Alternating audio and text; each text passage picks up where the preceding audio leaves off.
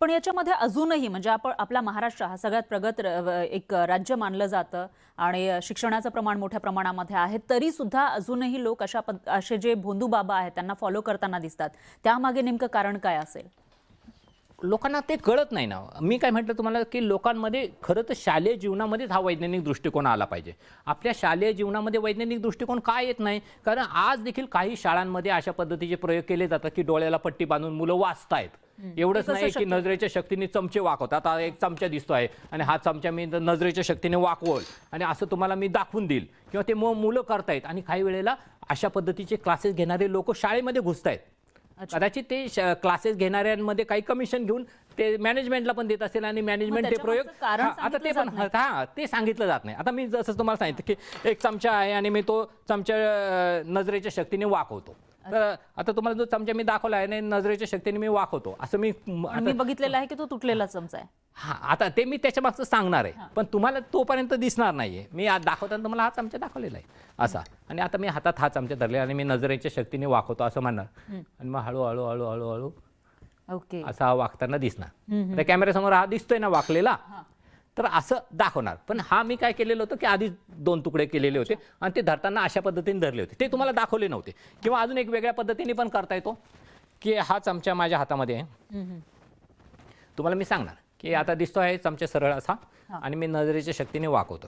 अच्छा, म्हणजे याला नजर का धोका म्हणता येईल. आता तुम्हाला असं मी म्हणणार की आता बघा मी नजरेच्या शक्तीने हळूहळू हळूहळू वाकवतोय, हळूहळू वाकायला लागलेलं आहे आणि हळूहळू हळू वाकला, आणि मी तुम्हाला असं देणार की वाकलेला आहे. आणि त्यावेळेला मी मात्र हा तुकडा आधीच बाजूला काढून ठेवलेला आहे. अच्छा, पण तुम्हाला काय दिसलं, सरळ असा चमचा होता आणि तो वाकला आणि हातामध्ये तो चमचा वाकलेला आला. खरंय. आता दाखवताना मी कसं दाखवला होता ते पण सांगतो. मी ही बाजू झाकून घेतली होती माझ्या हातामध्ये, ही बाजू झाकून घेतली आणि हा तुकडा जो आहे तो आम्ही असा धरलेला होता वरती. तुम्हाला दाखवताना असं दाखवला. कॅमेरा पुढे काय दिसत आहे की एक असा चमचा आहे आणि मी तो वाकवतोय. हळूहळू हळूहळू करून ही बाजू खाली आली की ही आता ठेवायची, असं द्यायचं. म्हणजे एकूणच असं म्हणता येईल की लोकांच्या साधेपणाचं असेल किंवा त्यांचं अज्ञान असेल, या सगळ्या गोष्टींचा फायदा हे लोक उचलतात. पण याच्यामध्ये काही केसेस असेही आहेत की लोकांच्या अंगामध्ये येणं किंवा भानामतीचे प्रकार हेही बऱ्याचशा वेळेला समोर येतात. त्याच्या मागे नेमकं काय कारण आहे? मुद्दा जसं मी तुम्हाला म्हटलं, भूताविषयीचं एक लोकांच्या मध्ये पहिला भ्रम आहे. लहानपणापासून तुम्ही कोणते लहान मुलाला विचारा किंवा म्हाताऱ्या माणसाला विचारा, भूताचे पाय कसे असतात, किंवा तुम्ही ऐकलं असेल भूताचे पाय कसे असतात, वाकडे असतात, वाकडे उलटे असं काहीतरी सांग. आता हे कोणाला माहिती आहे, भूत 2 रंगाचं असतं, काळं पांढरं. मग भूताला नॉनव्हेज आवडतं. अजून भूताचे सण कोणते, अमावस्या पौर्णिमा, असेच पद्धतीचे आम्ही जेव्हा शाळेमध्ये जाऊन मुलांना विचारतो तेव्हा मुलं देखील असेच उत्तरं देतात. मुद्दा हा आहे की त्यांना घरातले लोक भूत असतं ते झपाटतं, मग ते एखाद्याला झपाटल्यावर माणूस काहीही करतो. खरं तर आपल्याकडं मानसिक आजाराचं प्रमाण आहे. अंगात येणं, भूतानी झपाटणं, ह्याच्यामध्ये 2 प्रकार असतात. एक ढोंगाचं असतं, दुसरं मानसिक आजाराचं असतं.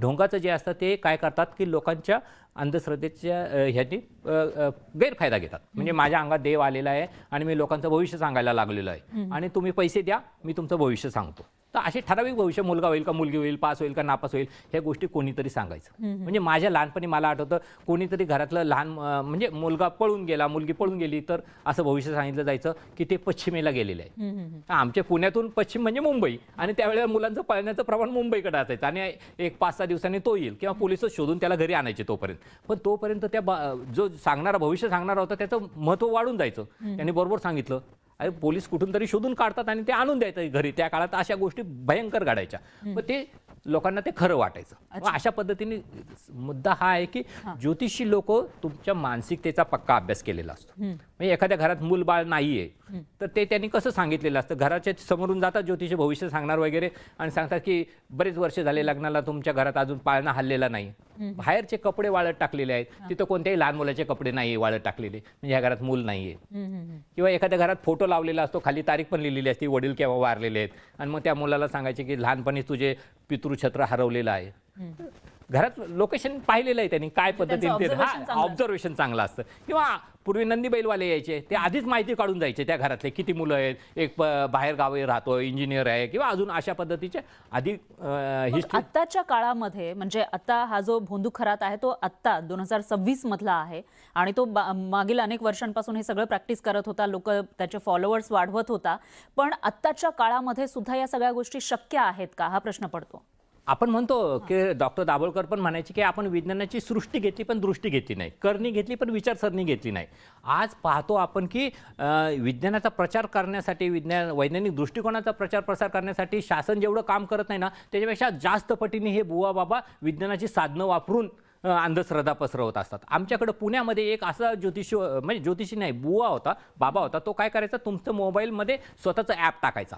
ते ॲप असं टाकलेलं असायचं की तुमच्या मोबाईलमध्ये तुम्ही काहीही केलं तरी त्याला तिथं कळायचं. आणि लोकांना आश्चर्य वाटायचं, मी एकटा बसलेलो असताना मी काय गोष्टी केल्या. तुम्ही कुठेही गेलात तरी त्याला आधीच कळालेलं असतं, तुम्ही इतक्या वाजता इथं होता, अर्धा तास तुम्ही त्यांच्या तिथं बसलेला होता. आणि असं जेव्हा तो सांगायला लागायचा तेव्हा लोकांचा ठाम विश्वास बसायचा की हे कसं काही शक्य आहे. आणि जेव्हा त्याला पर्दाफाश केला तेव्हा कळालं की हा असं ॲप तुमच्याकडून डाउनलोड करून घ्यायचा. आणि ते एकदा ॲप डाउनलोड झालं की तुमचं सगळंच त्याच्याकडं, तुम्ही मोबाईलमध्ये कोणत्या साईटवर काय बघितलं हे देखील तो आधीच सांगायचा. त्या लोकांना असं म्हणजे हे तंत्रज्ञान तो वापरत होता. आणि आपण साधे मुलांना अजून वैज्ञानिक दृष्टिकोन सांगण्यामध्ये कमी पडतो आहोत. पण आत्ताचं जे युग आहे, आता ChatGPT आहे, बऱ्याचशा वैज्ञानिक गोष्टींचा वापर आपण आपल्या दैनंदिन आयुष्यामध्ये करत असतो. मग या काळामध्ये सुद्धा असे फसवणारे जे बुवा आहेत त्यांच्यापासून कसं सावध राहायला पाहिजे, कशा पद्धतीने ओळखलं पाहिजे? कारण श्रद्धा असणं त्याच्यामध्ये काही वाईट नाहीये, पण त्याच वेळेला अंधश्रद्धा असणं हे खूप घातक आहे. मग अशा या बुवा असतील किंवा भोंदू असतील त्यांच्यापासून कसं सावध राहायला पाहिजे? खरं तर आपण आपल्या मुलांना हे पहिल्यांदा शिकवलं पाहिजे, ह्या जगात कधी चमत्कार घडले नव्हते, घडत नाही, घडणार पण नाही. जे काही आपल्याला ज्ञान प्राप्त होतं त्याच्या म्हणजे निरीक्षण, तर्क, अनुमान, प्रयोग, प्रचिती. म्हणजे गुहेमध्ये राहणारा माणूस असू द्या आणि आज परग्रहावर पाठवणारं यान असू द्या माणसांना, तर हे देखील प्रगती माणसांनी कशामुळे केलेली आहे की निरीक्षण, तर्क, अनुमान, प्रयोग, प्रचिती. आज पृथ्वीच्या पाठीवर सर्वात उत्क्रांतीमध्ये सर्वात शेवटी आलेला मानव प्राणी आहे. पण मानवाने ही जेवढी प्रगती केलेली आहे ती कशामुळे केलेली आहे? कारण तो सृष्टीचे नियम समजून घेतला. एक लक्षात घ्या, ह्या पृथ्वीवर जे काही घडतं ते एका विशिष्ट कार्यकारण भावाने बद्ध आहे. मुद्दा हा आहे की हे ज्योतिष जे आहे ना, ह्याला काहीही तशा पद्धतीचा कार्यकारण भाव नाही आहे. आकाशातल्या ग्रहगोलांची स्थिती आणि तुमच्या जन्मवेळेची स्थिती हे एक असून आणि मग त्याच्याने भविष्य ठरतं. जर माझं भविष्य आधीच ठरलेलं असेल तर मग माझ्या कर्तृत्वाला काय किंमत राहिली? म्हणजे काहीच किंमत नाही. असं तर खरंच स्वामी विवेकानंदांनी पण सांगितलेलं. आपल्याकडं खूप मोठे संतांची आणि समाजसुधारकांची परंपरा ह्या महाराष्ट्राला लाभलेली आहे. पण त्याच महाराष्ट्रामध्ये अशा पद्धतीचे भविष्य सांगणाऱ्या लोकांचं पेव फुटलं आहे. अशोक खरात तर एक गोष्ट आहे, पण प्रत्येक जिल्ह्यामध्ये, प्रत्येक गावामध्ये एक अशोक खरात बसलेला आहे. तो तुमचं भविष्य सांगतो. खरं तर त्याला स्वतःचं भविष्य माहिती नसतं. आपल्याला माहिती आहे, एक ज्योतिष लोकांचं संमेलन तिकडे दुबईला झालं, त्यांना युद्धाच्या वेळेला अचानक विमानाचे हे बंद झाल्यावर त्यांना कळालं नाही आपण कसं यायचं. खरं तर गोष्ट घडल्यानंतर कोणीतरी सांगतो की आम्ही अजित पवारांना आधीच सांगितलं होतं की त्यांचा विमानाचा अपघात होऊ शकतो, असं भविष्य आधी सांगितलं. आता हे तुम्ही कोणाबद्दलही सांगा की तुमचा घातपात होऊ शकतो आणि तुमचा अपघात होऊ शकतो, हे झाल्यावर सांगतात. ह्या तारखेला अमुक एका गोष्टी अशी घडणार आहे हे कोणी सांगितलंय का? तर हे कोणी सांगत नसतं. अशा पद्धतीचे जगभर सांगितलं जातं. मुद्दा हा आहे की जगभर असं सांगणाऱ्यांचं एक मोठं रॅकेट असतं आणि ते वेगवेगळ्या पद्धतीचे टॅक्टिक्स वापरतात. ह्या जगामध्ये कोणाच्याही अंगात कुठलीही दैवी शक्ती नाही. आणि खरं तर महाराष्ट्रामध्ये दैवी शक्ती आहे असं सांगणंच कायद्याने गुन्हा आहे. डॉक्टर दाभोळकरांचा खून झाल्यानंतर महाराष्ट्रामध्ये जादूटोणा विरोधी कायदा आलेला आहे आणि ह्या कायद्याला 13 वर्ष झालेत. 2000पेक्षा जास्त गुन्हे दाखल झालेत. महाराष्ट्र अनिसच्या पुढाकाराने खूप गुन्हे, शिक्षा देखील झालेली आहे. आणि सर्व जाती धर्मातील बुवा बाबा त्याच्यामध्ये आहेत. आमच्यावर महाराष्ट्र अनिसवर बऱ्याच वेळा लोक म्हणतात तुम्ही हिंदू धर्माच्याच ह्याच्या मागं लागले असतात. मुद्दा हा आहे की हा कायदा सर्व जाती धर्मांना लागू आहे. असं काही नाही, भारतामध्ये असं काही विशिष्ट जाती धर्म बघून कायदा लागत नाही. ह्या कायद्याचा भंग जो कोणी करेल त्याला ही शिक्षा होणारच आहे.